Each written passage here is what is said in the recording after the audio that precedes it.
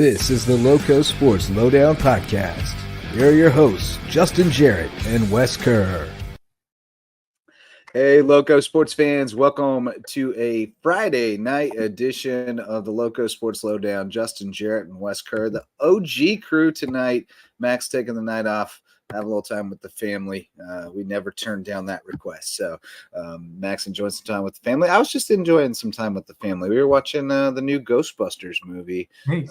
And we paused it so many times that we didn't make it to the end before I had to come up here and start the show. So it's usually how it goes, it seems like. I always miss the end of the movies we watch together as a family because there are so many pauses to talk about things or whatever that I end up missing the end. But it's all good. I'll go watch the ending another time, I suppose. But we got a good show tonight. Max taking the night off, but Wes and I will take you through, let you know about the Hilton Head Diamond Youth Boys 10U All-Stars playing in the World Series out in Louisiana. They breezed through it today. On to the next one. We got a few highlights I snagged off Game Changer, and we'll break it down. And we'll probably talk about that a little bit with our guest tonight, Marcus Walsh, who ostensibly is coming on because last night was WHHI Media Day yesterday. So, of course, we got high school football talk on tap, but he was also on the air with us for the Dixie Boys tournaments last week, so I'm sure he'll have something to say about that. We've said plenty about it, but we'll let him say his piece too. And certainly I'm sure he's keeping tabs on those Hilton Head boys out in Louisiana as well. And he also recently talked with Coach Bennett and Coach Kicks from May River, as did you and I separately. So he'll have some thoughts on those hires as well, I'm sure. But Mullis was going to try to join us tonight, but he's not going to get home in time off the road to make it in. We'll get him next week. Hilton Head Sharks also want to get in next week. They got some stuff they want to talk about. We always love having those guys on. And so we got, plenty of stuff to talk about because it's August, and that means high school football is here. It's here. Yeah. How you been, buddy? Yeah, I'm doing well. As you mentioned, this was, the first day back for South Carolina High School League practices. They are underway. They are in full bloom over there.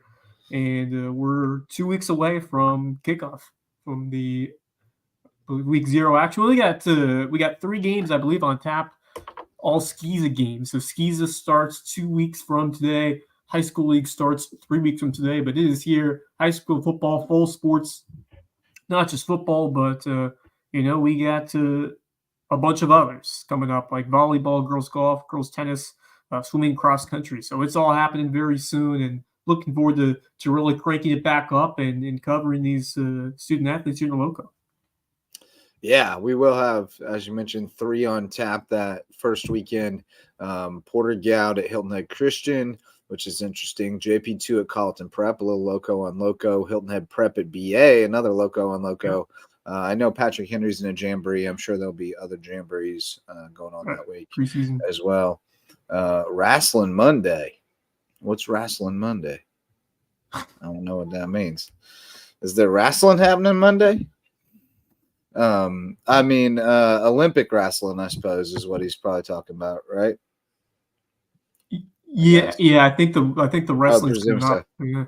But yeah, wrestling. There's always wrestling to talk about because we have a bunch of, we just talked year-round wrestlers. Yeah. There's But we had wrestling last Monday. Yeah, that was a ton of fun. But Zayo's awesome. It was great to have her on earlier this week and talk to her. But looking forward to getting to really more in-depth knowledge about these teams that are going to be, because every season brings its own flair of storylines. You have most of the coaches coming back. You got some new guys coming on board, but the teams are always a little different than what we saw last year. And there's always some fun storylines that come across throughout the season. And so Media Day is always so fun. Unfortunately, I wasn't able to get to it this year over at the furniture store. Man, furniture store. Yeah. So speaking of which, I went in yesterday And one of the first teams in, of course, was Well Branch. Yeah. And Zoe had just texted me. Zoe Allen had texted me the night before and said, he's excited for Media Day. Y'all coming? And I said, yeah, I'll be there. And he said, Hatcher's going to be all smiles. Sure enough, he was his usual self. But when I first saw him, he was laying in a recliner. Willie J. White was doing interviews with Amy Zimmer, and Hatch was over there zonked in the recliner. So I walked over there and I said, "What are you doing over here? You delegating your duties?" And he goes, "Well, this thing costs $3,300, so I figure this is the only time I'm going to get to sit in it, so I better take advantage." And so that was the start to football season for me, was getting to see Hatch and Labyrinth. It's the unofficial start, because you get hear from all our favorite characters. Yeah, all of our guys. Yeah. And the coaches and everybody gathered together to talk about this upcoming year. And it's always a ton of fun. Great event that we thank WHHI for putting together and hosting, so we can kind of get a basis for what we're going to see in these coming weeks and months. And on that note, let's bring in our guest, Marcus Walsh from WHHI-TV. What's up, buddy? Guys, how are you? Doing well. Always great to see you. Got to see you yesterday, and we'll be seeing a lot of each other. No doubt. In the near future. Oh, yeah. Yes, I've seen you a bunch over. I got to see you a lot last weekend over in man. Long days. Long days over there. Oh yeah. FWDG, great hosts as always, and it's always great to be there because obviously their store is so big that we're able to get 5, 6, 7 groups of media together. We obviously take kind of the front part, and then everybody else is in the back with those recliners and such, and their stations for lunch and everything. Obviously, Fat Babies just knocked it out of the park. Nice. They're one of our huge sponsors for football, and so everything went off really well. The one thing that we always encounter, and we'll see how it goes next year and the following years after that, is that we have 2 sections of times. So there are like 7 or 8 teams. Yesterday there were 8 that were scheduled for the first wave at 11 o'clock. And sure enough, 4 or 5 of them show up between 11 and 11:10. So remember this. Really interesting of who's going to see Bob for the news, who's going to see me for social media, and then who's going to try to get to the back with the recliners where Amy and you, Justin, and a bunch of others were, just to kind of get things settled and get everybody underway with these interviews, talking big-time football. And speaking of that, I was really impressed by a lot of what these players certainly had to say, coaches as well. I think the one real surprise that, and I mentioned this team a few weeks ago when I was talking football with you, was Battery Creek. In talking with Coach Susie, his demeanor was so different, obviously having a year under his belt, and we're going to see him week 1 and 2, our first 2 broadcasts of the year. His demeanor was so different. He definitely had more elaborate answers. Still, we've got to find a way to work and play hard as a family, because that's what we are. And that's a great answer for a team like that were in a lot of games, but couldn't finish them off. Second halves, they struggled. Obviously, the results weren't there that they would want to have with the wins and losses. So they're looking to get over the hump. And on the same note, I was really impressed with Hilton Head Prep, because they're in the same situation. Yeah. And Doug McFadden really impressed me with what he had to say. That guy's a little bit more aces. reserved, obviously. That guy's aces, though, man. He's going to get that program back up and running. He's going to do it. And for sure, and on top of that, company are going to continue to roll too. On top of that, I'm hearing Steve Fuller back as offensive coordinator. Steve Fuller is the OC. Yeah. And, he's obviously brings a tremendous wealth of experience in the game. having played at the highest level, played in the NFL. So, that's a huge asset for them. Mark McDonald is also back on the staff. Stone's dad and Coach McFadden recruited Stone they have some great to Lafayette. Just an incredible coaching staff. And they've got about 25 guys out. And the thing that I would say, and Marcus, you can back me up if you noticed it, but it was a lot of the same guys coming back from prep last year. They were all a size or two bigger. Oh yeah, like they've been in the weight room. They've been working for sure. I actually the one thing besides that I noticed, I don't know if you noticed it, Justin, right as I was about to finish my interview, and the one thing that I really liked what Coach McFadden did, he had everybody speak for themselves and say, "This is who I am. This is what I'm doing at Hilton Head Prep, away from the football field, and this is why I love football and playing for Coach McFadden in his first year." So we went from right to left all the way around, and it got to Wyatt Harmer.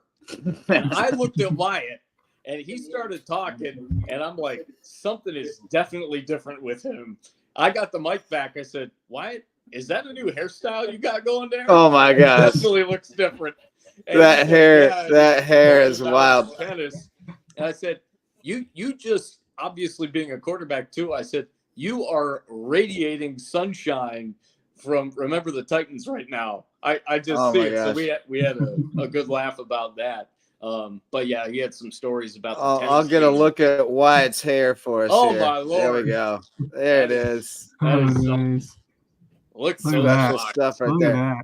I get such a kick out of Wyatt. Wyatt is he's a cut up, man. He's just always got that smirk on his face, like he's in on a joke that you're not in on, and right. I want to be in on the jokes with him. He knows what he's a character. Yeah. Oh man, he's funny. But no, I was really impressed with them, and like you said, Coach Susie, Coach Susie had a really tough situation last year. He came in kind of late. And because remember, Ash got the AD job there, so he had to make a head coach hire in the spring, and he brought Susie in late. And Susie really didn't have time to assemble a staff. It was past the point where you're hiring teachers and stuff like that. And he, as he said yesterday to me and maybe to you, he's a big believer in having coaches in the building. Really just believes that's super important. And at a school like that, it especially is, where you kind of have don't have a good tradition of kind of kids being engaged and bought in. You got to kind of preach it all throughout the day, so he's much better equipped this year for success than he was last year. And remember, Ash was also the DC last year while being the AD. That it's just asking a lot of people. And they were asking a lot of some of the kids too. And I just don't think they had time to get the kind of buy-in they needed across the entire program. So they had a few guys who were really bought in, and then a few who were just kind of mailing it in. And at least after the early ones didn't go their way, they kind of, some of them kind of quit on him. And so I think it has a chance to be kind of the beginning of a new day there. That region's far more competitive. Like Oceanside obviously is out of their league, but even Hanahan is like but then you have North Charleston, you have North Charleston, Orangeburg. Those two are certainly winnable games, and all you have to do is get in the top four and you're in the playoffs. So and you've talked about before, you've talked a lot about Battery Creek. If you can take this team to a 500 season, if you can take them to a squad that fights its way in the playoffs, that's a big accomplishment. You've done something there. If 500, they'll have a parade for 500. Oh, absolutely! It's been a while. It's been a while. And those are the two teams that I really have my eye on this year that I think can take a step, win a couple or a few games, and maybe surprise a few people. I was really impressed with what Whale Branch was doing and what Coach Hatcher was saying, of course, with the weight training and literally reshaping the program. He got to talking about Isaiah Evans, and he said Isaiah's lost 55 pounds, and he, of course, is still a very large man. He's still 315. Yeah, but the fact that he's been able to slim down and they're looking to get faster. Another thing that he really alluded to with me anyway, and probably you too, Justin, is they're going to be a lot more of a pass-oriented team this year than we've seen in years past too, which is going to bring a little bit of a new wrinkle to Whale Branch football. Bowers is going to be the guy.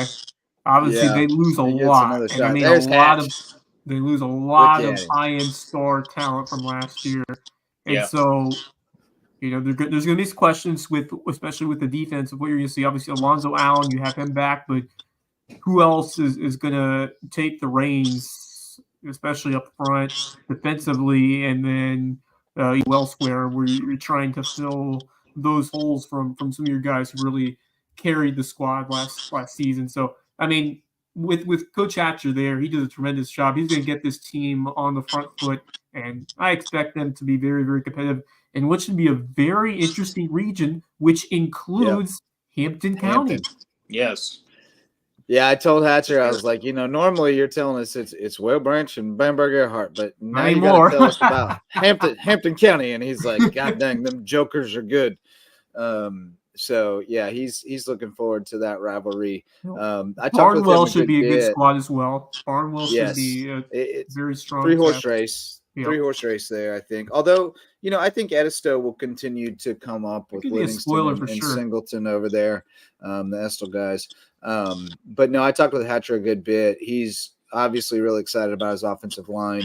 They had everybody back. Unfortunately, they lost Raheem Saunders to a torn ACL at a camp this summer. So, and he was getting like D1 looks as a sophomore. So that hurts. Yep. But they've got some depth there. It should be okay.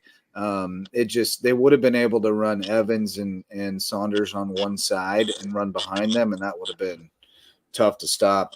And then use them both to plug the middle on defense. So, but Zoe's going to get some chance to carry the ball. Javion Harris, they call him Shady. He's definitely going to get plenty of opportunity. He's pretty electric. Zaire Polite is going to get some opportunity in the backfield. So they got quite a few guys that they feel like can handle it. And then of course Bowers, I was really impressed with him last year, the way that, he didn't really lose that quarterback job so much as they just recognized their best chance to win was to pivot to KJ. Right. And he kept his head up. He went over on defense and he had like 6 picks, like 3 pick sixes, just really had a tremendous year. And I think he's going to come back and embrace, that role this year and take it by the horns. And he's got a big arm. Yep. So that could be really fun to watch. And them in Hampton, I'm circling that one. Yeah. That one is one I definitely want to be in attendance. But how have we not mentioned Beaufort yet, brother? Beaufort coming back to 4A. I think they got the target on them. Everybody agrees they're kind of the favorite until somebody beats them. But there's a lot of people gunning for them, and I think they all have the ammo that if they execute well on the right night, they got a shot. And I think Bluffton's right there. Bluffton's the team I'm looking at. I will tell you, nobody was more excited to get going than Richard Bonneville at May River. No doubt. Was juiced up. He was juiced and up. His guys were juiced up. Bo Gwynn was juiced up. These guys were just like sitting on jump, ready to go, and they're excited about what they got. I can just tell from his energy that he is really excited about what he's got. He was very open and honest with me that, and a lot of it goes back certainly to the way that they beat Hilton Head to end their year in the regular season. That was the last game that I had last year. And some other games as well, that they just didn't play well top to bottom. And to lose in the first round, and a lot of these coaches had that same scenario where they get into the playoffs and they lose in the first round. He said, things are going to be changing for sure. No nonsense guy for sure. We've seen that enough the last couple of years, certainly last year with him being the head coach. And I'm going to see May River twice against Hilton Head and Bluffton. I think that May River definitely has something to say in 4A. And I'll even speak to Hilton Head too, because they had a tough season last year. Going to see them a couple of times, as I just mentioned, against May River. And of course, we'll have the Bridge Bowl as well. And BJ Payne was telling me that their OC from the late 2010s is back. So yep. to be able Jalen Whitlow. Yeah, he was on with this. Back. BJ was on with us a couple weeks of good ago. Teams back then. And talked to us at great length about Whitlow and how good he is with quarterbacks and how excited he is to have him working with Derek Granaszewski, because he's pretty he looks like he's got the tools to be pretty good. Yeah, but it's going to rely upon Troy Timko. He's going to be the block of this offense. And man, and Thaddeus Zarnecki. Don't forget about Zarnecki. Thaddeus is going to carry some weight too. Yeah, don't forget about Thaddeus. But Hilton Head, they're kind of that dark horse team that they were competitive in a couple of region teams that most of them for sure. Yeah. But they had a couple of close defeats, including one to Bluffton, which it was, and one to Buford. Buford as well. Obviously, Buford now is a region game because they're back in region 6-4A, not 7-4 anymore. Yeah, region 6-4A. But it's going to be a very fun group of teams, and to have Bishop England back or now in this region coming up this year, you lose Beckham and you lose James Island, who are the two powerhouses, and I think it suits up well for a Lowco team to take this. I mean, Bishop England always the team you have to look out for, but I do think Buford and Bluffton are right there, and then I think Hilton Head, May River could have a say in things as well if things go right for them. May River's a team that will always play tough defensively, and to that reason, they can stay in some tight games against good teams. Yeah. The thing is, do they have the firepower offensively, and can they get the blocking that they need to make things happen? And I think their offensive line is going to be real good. Tanner Macy is a competitor. He is a gamer. He just has that extra mentality that he's not going to back down from a big fight. I feel like he's a guy who is really going to take another step forward just in terms of that competitiveness this coming year. So I looked at him as someone who can be that spark to make some noise for that team. So that team, May River, they could be interesting. Hilton Head, of course, I try not to be as much of a homer as possible. I'd love to see a good year from Hilton Head because, they have some guys. Obviously, you lose a key piece, of course, in Shake Thompson. I mean, that's a big time loss. You got Connor Wendell back, who was a heck of a playmaker last year. Yeah. I remember coming to some of the games and seeing him, make some big stops up front and then come up with an interception. Kid works hard. Yeah, he's that clue that he can play everywhere on that defense. And then, of course, as I said, Timko is that rock you need to be that ball carrier and get yourself in second and manageable many different situations. So Hilton Head. The other thing about Hilton Head, another feather in their cap. Remember, they lost Tristan Simmons midway through the year last year, and he was their most important defensive player, like even over Shy, if you ask BJ. And Nathan Appy had to step into that role and played really well. And now they've got both of them back. And so that defense, I think that defense is going to be sneaky good. And, their DBs are really solid. They feel like they're really deep back there, a little thin in the linebacking core. So, I think they got a chance to be pretty solid. Talking to all the coaches, they all kind of agree with us that it's kind of like, Buford's the favorite right now, but the margins are really narrow all the way down, and every week is going to be really interesting, to see how it shakes out. So I look forward to that. I do think Buford is the favorite. I think you got to remember they're 2 years removed from a state championship, and they've got the same starting quarterback they had that season. Right. And that is a tremendous asset. And he is a dude. Like, physically, he is much more of a dude than he was then, and he was a dude then. So, they like the running backs. Obviously, the last couple of years, but he's ready for it. He's had so much time under center and in the pocket for him to really know what to do when a game is on the line or in big situations throughout a game. So, Libran trusts him to be that guy, and he should. So, Samari Bond, I mean, tremendous playmaker. Especially when he's given open space, he can absolutely fly, and he's really starting to gain consensus about what best to do in terms of being that passer as well. And Liburn just does a great job setting up plays and utilizing the pieces he has. He has a good one with Amari Patterson.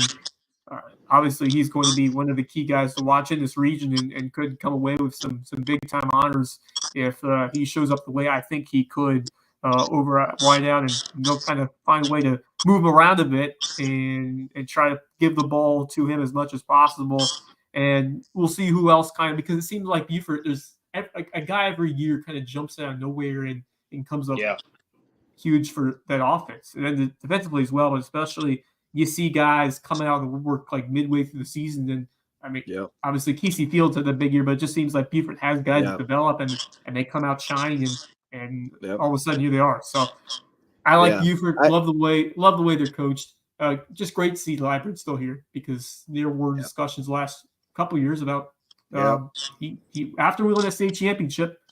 I mean, I'm sure there were other areas around the state that they wanted it. He has interviewed. I mean, he interviewed for jobs and had came close a couple of places, I think, and I think he even had offers at various times that just didn't measure up. So he said no thanks. But it's the nature of the beast. He's probably not going to be here forever, but you never know. The longer you stay, sometimes the longer you stay, the harder it gets to leave the Low Country. So, he's got a good situation and he continues to reload. And he has, I'd venture to say he's got one of the best coaching staffs in the state. I mean, they're just tremendous top to bottom, and he retains them. People like working for him. So he's got a lot of good things going on there, and they've got a lot of talent. I think Amari he's one of the most interesting players to watch for me this season. I think he and Carnell both sort of in the same way, Carnell Warren at Bluffton. They're both the kind of player who can absolutely dominate and take over a game, but they're also both the kind of player who can at times get in their feelings and take plays off. And that comes, I mean, it's a maturity thing, right? They're kids. And that's the thing that's why coaches say over and over again, next play, because it's something that has to be instilled and you really have to embrace it. It's like you have to want to believe it to actually believe it. So I think both of them are still at times, they know what they're capable of. And when it's not going their way, they sometimes kind of shut down instead of ramping up and making sure it goes their way. And I'd like to see both of them kind of take that next step and just dominate all the time. So that's one of the things I'm watching this year. Back to May River, I think their offensive line will be much better than it was last year because it's mostly the same guys and they're bigger, stronger, and better. Faster. Bo Gwen's going to be an animal. William Bonneville's an animal, and they got guys around them. And the big thing they were talking about is they know Tanner can't do it all. They've asked him to do too much the last couple of years, and they need to do more around him. So they're going to have some different looks. They're going to have some guys in the backfield that you might not necessarily expect to be there, and it's going to be interesting. So they're excited, and that tells me a lot because they were kind of. You could tell last year they were a little more tempered. Like they knew that they just didn't have the manpower to be saying a whole lot. But this year they feel good. So I'm excited for year two. I'm super excited for that because I love the energy in year one, and now with the full season in the books with him at the helm, and the way they bought in during practice. And I mentioned the tradition a couple of days ago about what they do. They have all the stickers on the helmet and just. Family bonding. It's just a great, well-knit community, and I kind of feel like Bonneville's that kind of coach that really ignites the communal efforts of those guys. So May River is a team that you need to keep your eye on, especially with how well that defense normally plays, and if they can make strides in the region play and just correct the weaknesses that they need to fix and get themselves in the best mindset possible, they are going to be a very interesting team in this region, as are a few of them. So they've grown too. Yeah. Bonneville's a great coach. I love how he runs that program. I saw Gage I saw Tanner, Yeah. and a couple other guys when I was there in the gym a couple of weeks ago interviewing the 2 new basketball coaches. Those guys have grown. They've put on some weight, so I think they're definitely going to be ready for the task at hand against some of these teams that are just getting more physical as well. I think a team that we haven't talked about that really jumped off, kind of like a Battery Creek and like a John Paul II, and possibly as well a couple of these other teams that are just kind of looking for their shot to really get things going a little bit, that I mentioned a couple of weeks ago, kind of in the second tier, is Thomas Hayward. And I was really impressed with what Malfris had to say. Coach Malfris really impressed me, talking about his background, and I think they're going to be ready to go as well. We're going to see them in our final game of the year in November. Definitely looking forward to that one against Buford Academy in the Independent. That's going to be a great. That's going to be a fun one. Yeah, that's going to be a great matchup. Prep there as well in that region, and Patrick Henry, Oh my goodness, yeah, and Andrew Jackson. And, it's a murderer's row of a region. It's going to be really fun. That top 4 is loaded. And and none of them like each other even a little bit. Like that round robin is going to be a ton of fun. And, I got Thomas Hayward as my favorite in that whole shooting match. I think Thomas Hayward is going to be very, very good. I do too. I think Patrick Henry is still going to be a solid team. They lost a lot of the nucleus in terms of senior leadership. Buford Academy, I still think they could be dangerous as well. Especially they certainly can. Nick Underwood coming in from Battery Creek and running back. He's an animal. That is important because when you lose guys like Porter and Green, you need somebody else. They'll be good. BA and Thomas Hayward will be a very even matchup. Gonna be but it'll probably come down to who's healthiest at that time, maybe. But I do think Thomas Hayward is going to be very good. When in doubt, I picked the team with the best player, and right now it's still Antonio Banner. He's that guy that is going to be the focal point for Thomas Hayward. I'm sure the opponent's game plans as well to try to hold him down because he is something special. We have covered him for a while since his 8th grade year, and here he still is getting ready to do some more damage out there in the field. Absolutely. Look at this. I mean, this is why I'm picking Thomas Hayward. I'll just tell you right now. Because this man's on the team. Look at that dude. He looks like he just worked a 12-hour shift down at the factory, and he's headed to the bar to get himself a beer. That's Dodge Peoples.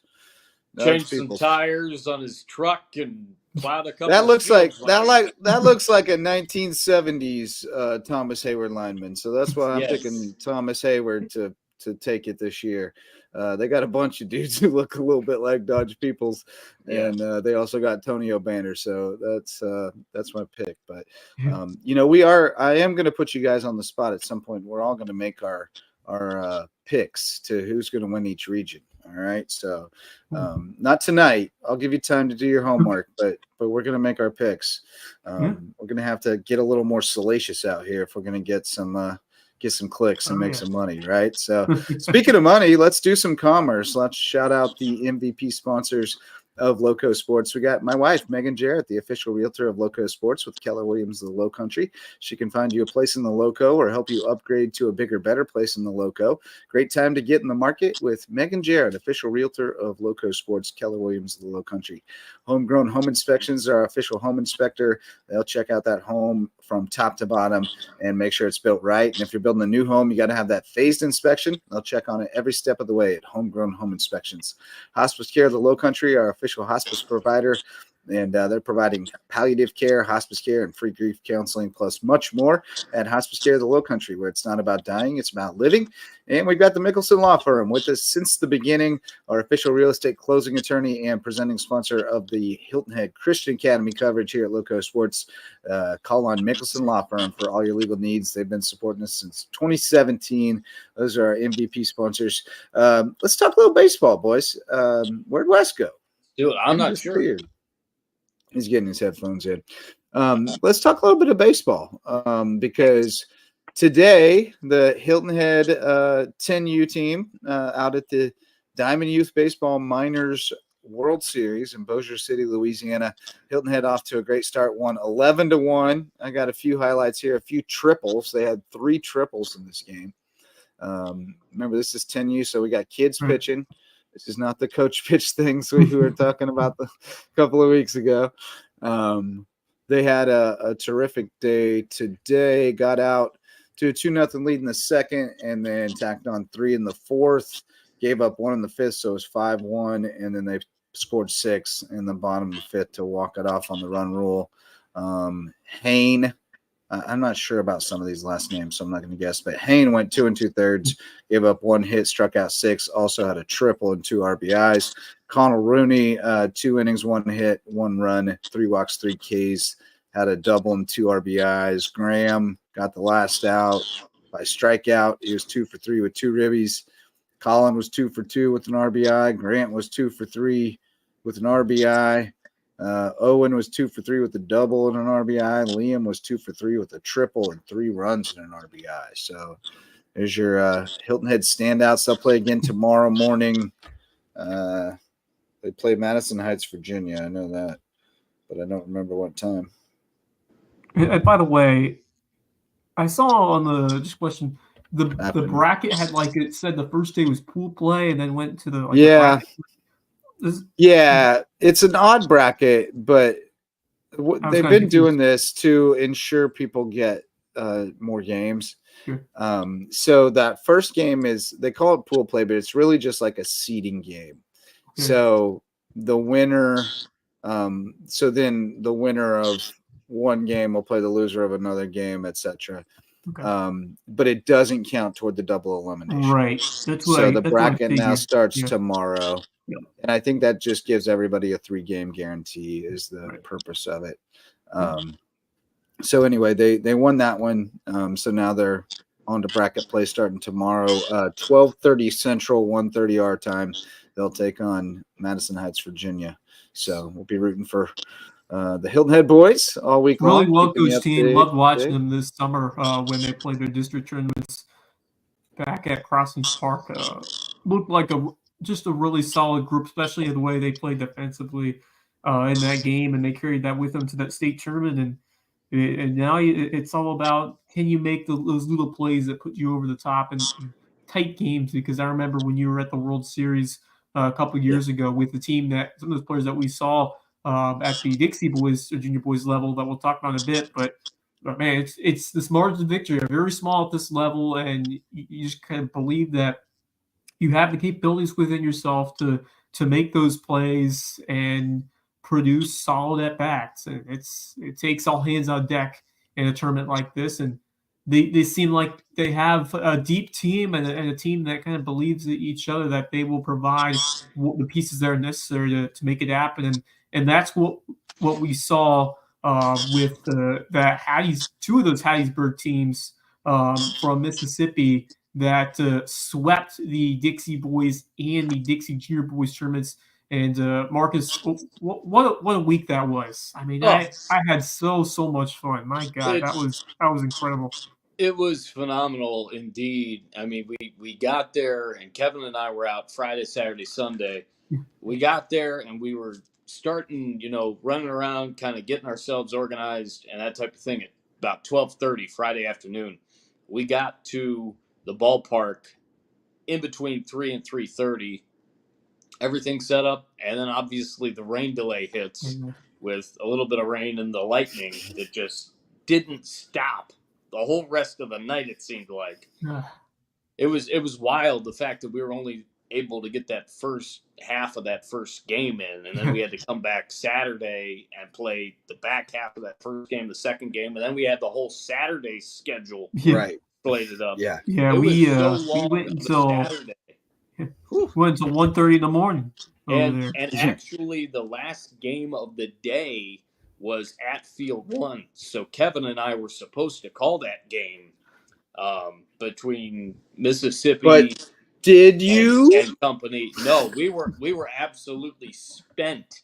Yeah. And thank goodness for Max Arraj. Oh gosh, we both were so tired. Thank goodness for Max Arraj and Alex Hunt coming through big time for us, filling in. Appreciate it, fellas, because we were just so stinking spent. You made Alex Hunt do that and then get back up and come coach 2 games the next day. There were so many great athletes that we got to see, and Kevin and I in those 3 days saw a lot of the teams multiple times. We saw the Dothan, Alabama team a ton. We saw West Georgia a ton. We saw Rusk, Texas a ton. We did see the Beaufort Academy team, the Beaufort County team. Now I'm thinking high school football and Tri-County. Beaufort County you got and the Tri-County. You got that Donnybrook with Tri-County. Well, and we just had 14-year-olds, as far as I could tell. We saw the team out of Florida as well, Avon Park. Yep. We had the Louisiana team out of Jefferson Parish. And so these teams brought really great players to the forefront and really a lot of talent. There obviously were miscues in the field, miscues at the plate. I called the craziest rundown that I've ever seen in my life, going back to when I was calling college baseball for Ashland University as a student at Ashland. I think, Wes, you were probably behind me calling what was it you called it? Oh, good a grief. Rendezvous. It was I heard that one. Like a rendezvous of seismic proportion or something. It was just third home, third home, third home. Of course, it started between first and second. Then they wanted to get the runner out at the plate. Back and forth, back and forth. It was like a dipsy-do, it was just missing the Benny Hill music. It was like a hootenanny. It almost turned into. It was just crazy. It was unreal. That was definitely a highlight from whatever game that was that I called. I think towards the end of Sunday. I think we both got to call some long balls from, I believe, the same guy, E.J. Cox from Hattiesburg, Mississippi, who I don't know if you were calling the game while it happened, but grand slam to the deepest part of the ballpark over the fence, which probably went about 350 or so. I heard he absolutely obliterated that baseball. And you probably heard me yelling when that happened over there from field 1. But good old E.J. Cox, the wood chopper. I actually got to call the home run, the 2-run homer from Lee Roberts, and that was my lone home run call for the tournament. Yeah, because you were doing the Dixie Boys. You were doing the Dixie Boys. I was doing the Dixie Junior Boys. Yeah, two tournaments in one, which was really cool. We had 2 tournaments in one. Roberts that day was terrific because he threw like 5 shutout innings on the mound. Oh, I remember that and then one. He helped his own cause with that 2-run homer. We saw a lot of near home runs there at Field 1 in the Dixie Boys. Balls that were in the gap, hit the base of the wall or even halfway up the wall. They were just running around, having a blast. Obviously, there were some huge moments, and the guys really stepped up. And you could tell through the thrill of victory, the agony of defeat. We had a couple of injury situations over at Field 1 as well throughout the 3 days that we were there. Kevin and I, it just had everything. I was even telling family the way the bracket was set up, and I'm sure it was set up the same way for the junior boys, it reminded me of March Madness. I mean, it's just one thing after another. It's bananas. And you see everything where there's just a mix of March Madness and Legion baseball, especially for those of us originally from the North that followed that. 20 minutes. For those of us who do travel ball every weekend, it just feels like travel ball. Sure. Okay. That's our life every weekend. Yeah. Live at the baseball park. We play, and then when do we play again?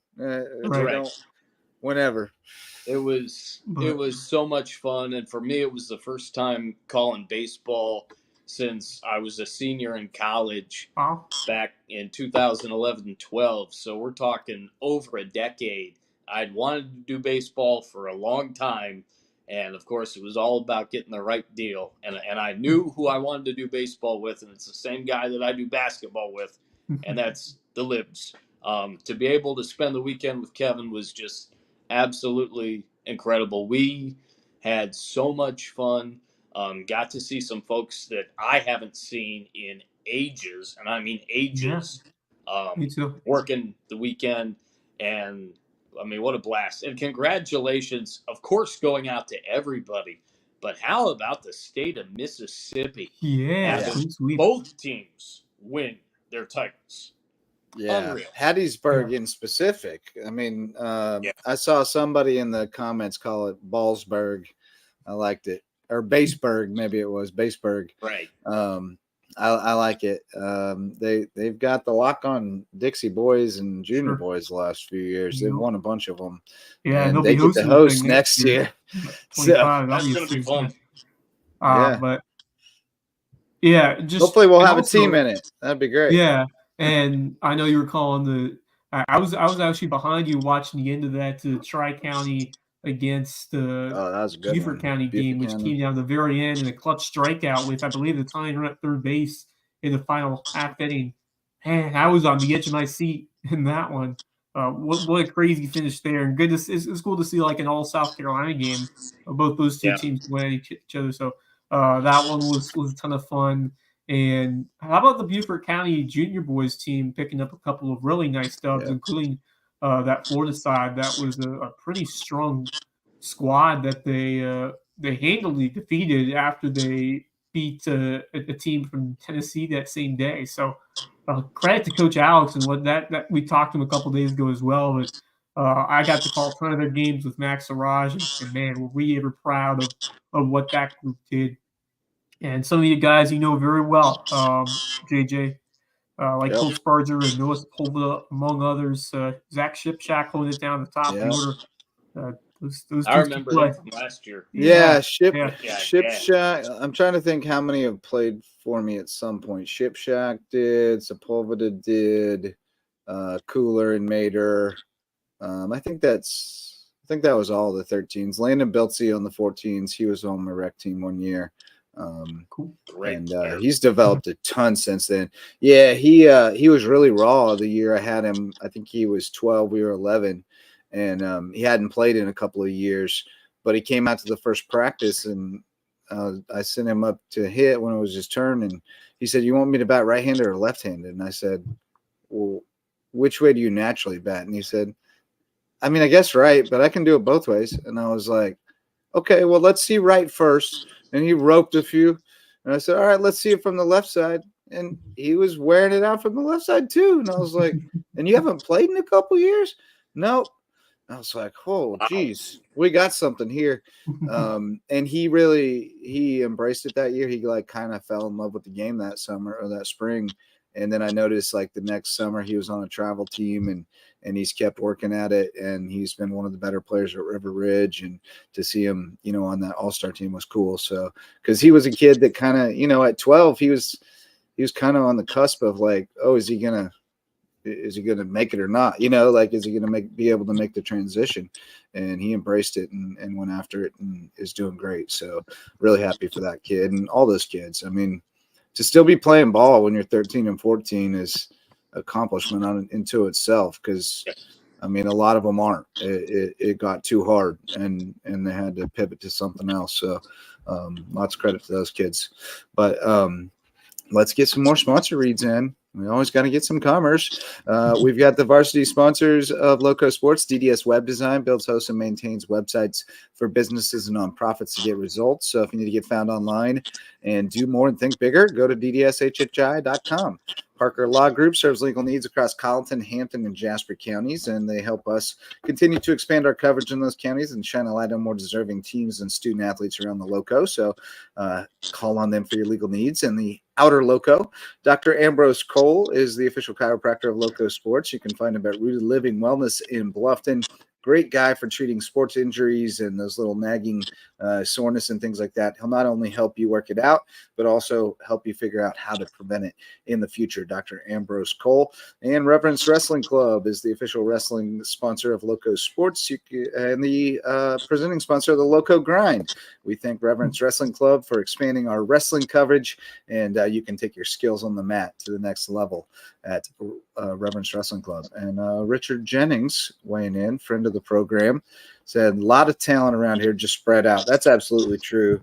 Very true. It's all over the place, and especially it gets fractured at early ages when you start drawing lines and picking teams and stuff, and then people have to go to Savannah and other people. It just, I don't know. I wish it could be more unified, certainly, but there is a lot of talent around here. And on that note, fellas, a couple of commitments today on the baseball front. Mullis was going to try to join us and talk about it, so we'll go into more detail when he's able to. But my understanding is that 2 Sharks are about to be Anderson Trojans. The catcher Dylan Trace Mishik, and as well as Tyson Brasington, who decommitted from Charleston Southern, and sounds like he said it to Anderson. So Darian Perry already there for football, a Shark, and another Shark, the soccer, Zoe Stevenson is going there. So Tyler Haley from Beaufort is there. So, they're starting to stockpile some Lowco pipeline up there in Anderson. So that's kind of cool. Really cool. Really happy for those kids. Trace is a really solid catcher, really swings a good bat, and excited for him to get an opportunity. Mickelson is also going there, Walker. So we've got 3 Lowco guys and, over 2 classes going to play baseball there. So they're building something there, and I like that they're looking down here.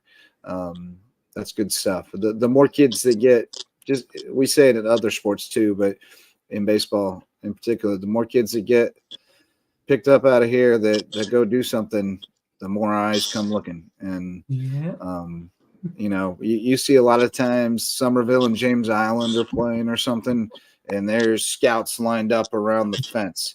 And we hope that we can get it to that point, down here soon enough. So that's cool.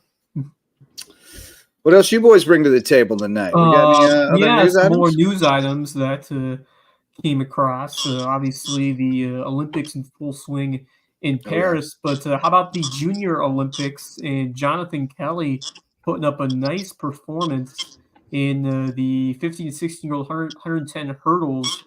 Best of 1465, I guess, in the finals, and then 1464 in the prelims.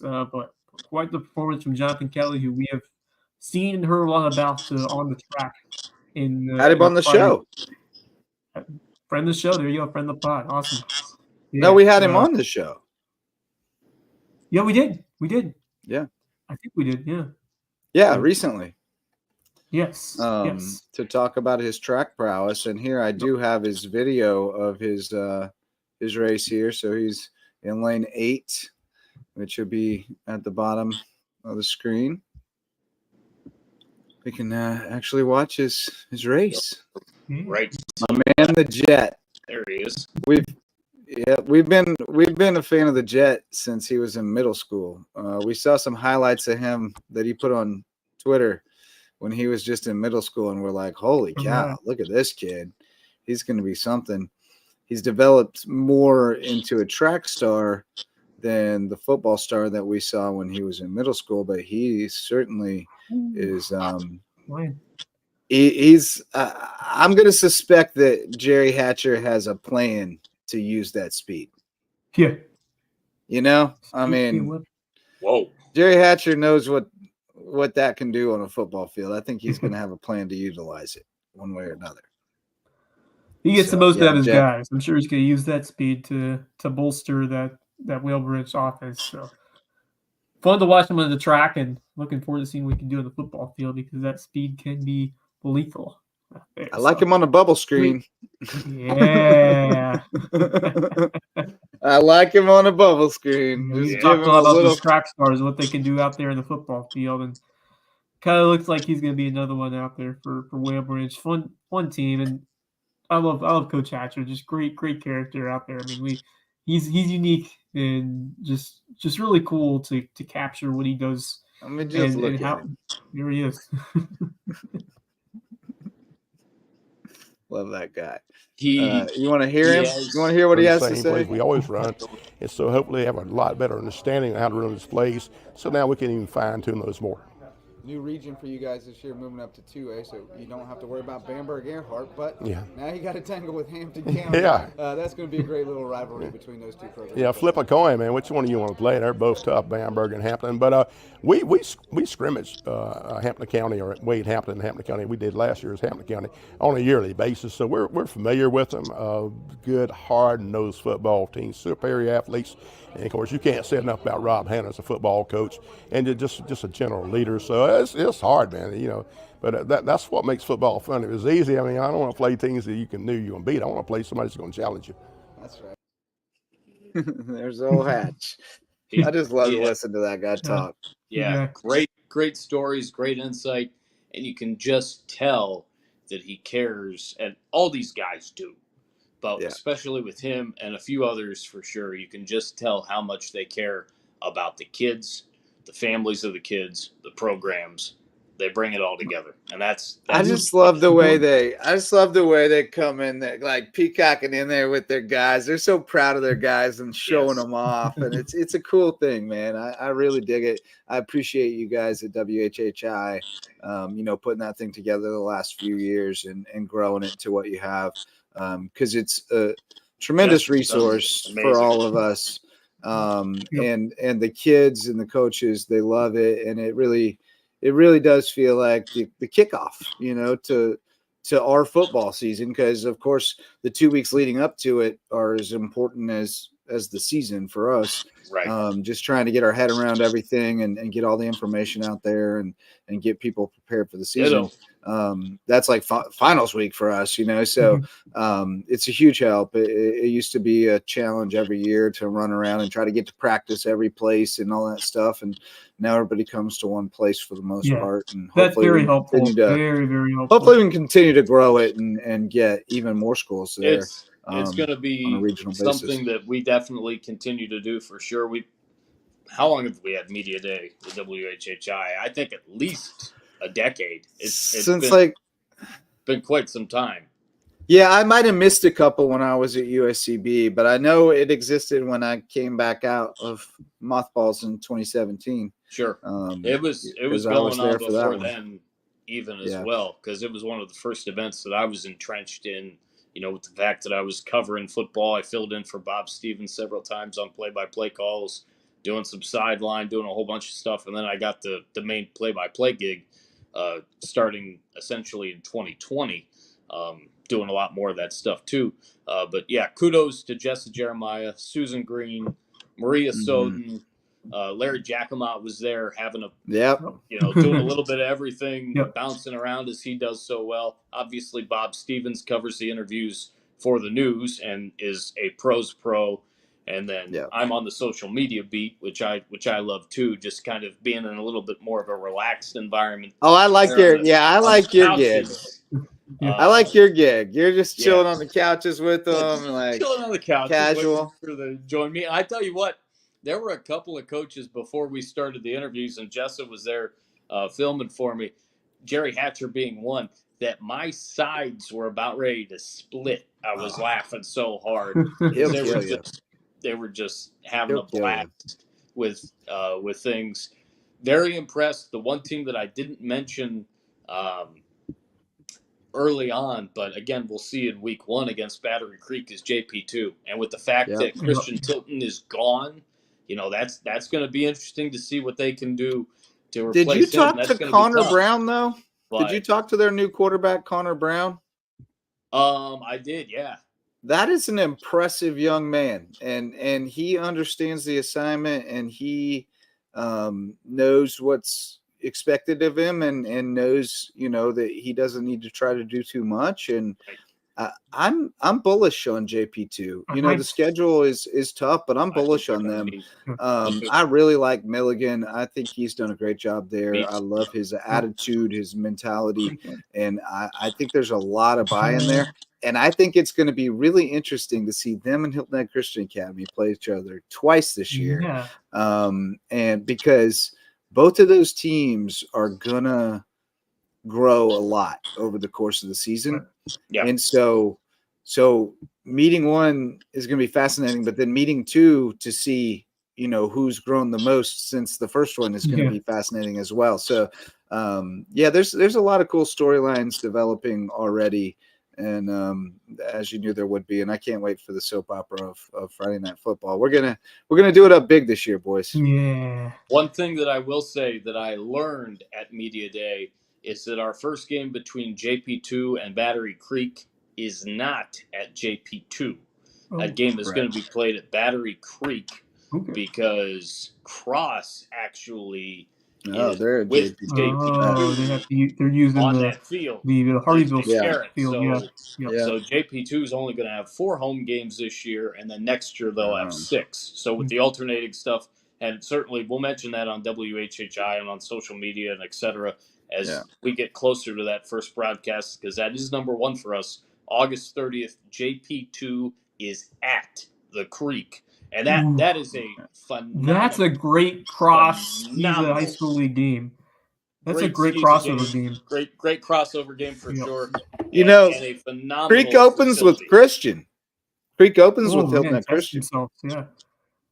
And they love it. And that one should be a good one too, because Christians they were kind of rebuilding in a sense, or maybe more of a sense reloading if they kind of get the guys that fit, which Ron Paduzzi seems like he does a lot. That'll be interesting. They got a tough one in week 0, whatever we're calling it, up against the Porter Gauds that they're playing. Yep. Oh boy. Yeah, they'll get tested quick. Paduzzi was fun. He was really fun. He always is, and I got him to admit to something that I suspected, and that is that I think he embraces and relishes seasons like this one more than any other. The ones where he's only got 2 returning starters on one side of the ball and 3 on the other side of the ball, and he's got a lump of clay and he gets to go to work. Like I think he said, like, I do. I like that. I like the teaching and the developing and the molding, you know? Right. And so he's like, last year I got it kind of a little bit spoiled, like, because it kind of ran itself a little bit. And that's not the case this year. And it's kind of rejuvenating. So, I think they will take some lumps early, but you don't want to play him late. No. He's a general. You do not want to play him late. He is a general. and I'll tell you, the McCollum kid, he looks every bit the real deal physically. And we've seen him spin it. He's got a bunch of young guys around him, but they're guys he played with in JV. So, I think they could – the speed of the game, it'll take a little time. But I think once they get up to speed, they could be very, very dangerous. And that region is going to be fun too. Pinewood's going to be very good. Northwood's going to be really good this year too, and JP2 opens with them. So we got some tough matchups early on, so be some good tests. One more round of sponsors, and then we'll do our parting thoughts. If anybody has any. Lowco Booster Club supports us, so please support them. We got the Court Lifestyle Pros. Daniel and Debbie Court are Lowco natives with Charter One Realty. Want to bring you home to Hilton Head Island. Eagle Creations has promotional items and custom apparel, also hosting the Lowco Swag Shop. Go get your Lowco swag and get outfitted and ready to rep the Lowco. I'll drop the link in the comments one more time. Eagle Creations providing that. Go over to there on Argent Boulevard and see what they can do for you. Jay's Barbershop's the place to be in downtown Ridgeland, whether you need a haircut or not. Go in for the great conversation and come out looking stylish at Jay's Barbershop. Barefoot Floor Care, the Low Country. Get your floors so clean your feet will thank you, with our friend Chris Odom, who already gave us our thumbs up tonight. And Hudson Seafood House on the Dock, presenting sponsor of Under the Bus. Great place to get your seafood, your brunch, your cocktails, your sunsets. You like to go over to Hudson's, Marcus? Oh yeah, it's been a little bit since I was there, but I was actually there on was it Memorial Day? I was Sure, there we'll go with that. around that time. Yeah, and had a great time eating outside. The 7-day slaw. I'm not a huge coleslaw fan. The 7-day slaw. You're right. Legit. It is so stinking good. Yeah, stinking is right. 7 days old. And some. It's good. It's real good. Some fish, man. Yeah, hard to beat. I'm a big fan. I just like to be down there, like even just like go walk around down on the docks. It's just a beautiful place. It just reminds you why we live here. But all right, boys. Parting thoughts before we go. Marcus, have you got anything for us? I got one that kind of goes along with Marcus, and my question to you, man. I was calling a bunch of games over on field too, but I just kept listening to you guys and the rapport between yourself and Kevin Libby. I just want to know more inside of what you're thinking of that guy, because man, he was a blast to listen to and to see you guys work together, especially in baseball, which you haven't done in a while. Just so much fun, so much fun. I mean, you just the humor, but also just the energy that you guys had. Just tell me about working with him. He's a wild card. Yeah, Kevin is one of a kind. I met him through Wayne Morris, who was the GM at WHHI back when I first started. Wayne was the one that hired me, and I met Wayne, of course, through my dear departed friend Paul Jacobson. And I was looking to cover in 2014 the Hilton Head All-American Football Camp, but I needed a camera guy. And actually, it turned out to be very much like how I ended up starting to work with Daniel Court.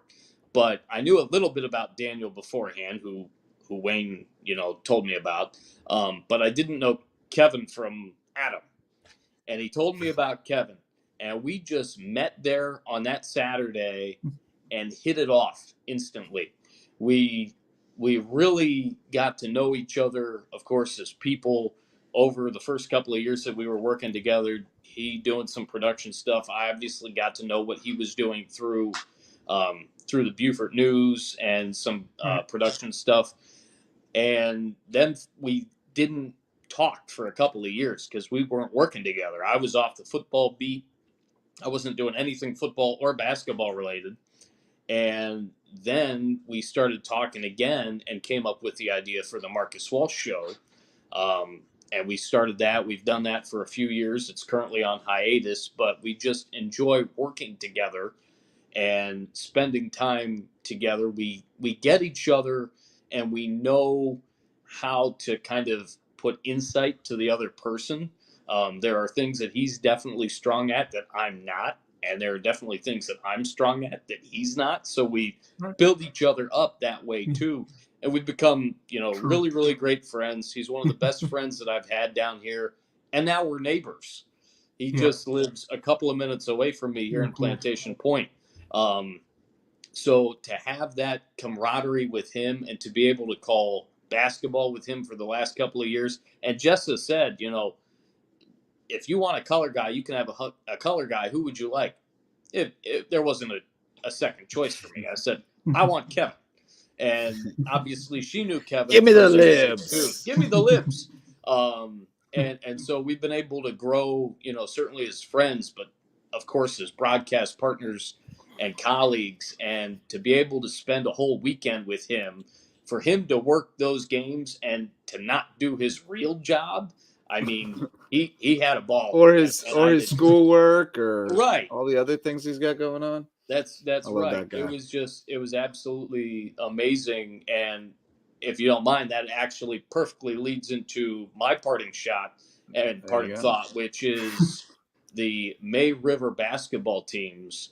I had a chance to get further in depth with the coaches of May River, Terry Kicks and Kyle Bennett. Had a chance to talk with them with Christopher Sanders a couple of weeks ago. And both of those coaches have really good, pedigrees. They've had great careers. Obviously, we had a chance, all three of us, and I think, was Max with us when we talked to Kyle as well? Yeah, I think so. Yeah, I thought he was. So we had a chance to talk to him a few weeks back, but then I didn't know about Terry, so I had a chance to talk with her, and the amount of knowledge and certainly Midwest, basketball coaching at its finest with Terry from Purdue. Obviously, we talked with Kyle, who was originally from working in Kentucky guy. Yeah. That's something that especially you and I, Justin, know a lot about with Midwest basketball. Absolutely. We were around a ton. It's definitely different than it is here. But I think they're going to have both those programs going. I mentioned the May River guys that I saw practicing that we know from football. I think the May River girls are going to be really interesting too, because I got to see them more in terms of the practice that they had. Actually missed practice with the guys that day, but Kyle was able to bring in a few of the guys just do some drills for us to get B-roll. But May River on the girls' side, I think, is going to be young, and I think it might be a little bit of growing pains at first. And certainly that could be the same way with the guys as well, because we're looking at 2 new head coaches. But I think the guys will be fine because they got 2 veterans in the backcourt that are going to understand what's going on and direct traffic. I think the girls will be improved. I think just new blood. Like Coach Bigham last year, he was wearing the AD hat too, and that was a lot. And they were young, and Coach Kicks will get in there, new energy and develop. I mean, she's a tremendous talent developer. I was highly impressed when I went out and saw her a couple weeks ago.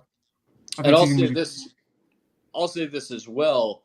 The fact that May River still has Matt Whitmore in the school, and obviously Jermaine Bigham is still in the school taking that AD position full time, which didn't surprise any of us. It was just a matter of when he was going to do it. It's huge because those are 2 guys that are stable, really great leaders within that athletic department. And then you add Bennett, who's been an AD for the last 17 years, and Terry Kicks, who's been a high-level administrator. They have and then not to mention that, Alan Schmidt, who is their head baseball coach and assistant football coach, is a former AD. They have a ton of administrative experience and knowledge in that building right now. And they also have, in my estimation, one of the most cohesive coaching staffs as far as like everybody's supporting each other. They're all, nobody's trying to hoard athletes from anybody over there. And that does happen some places.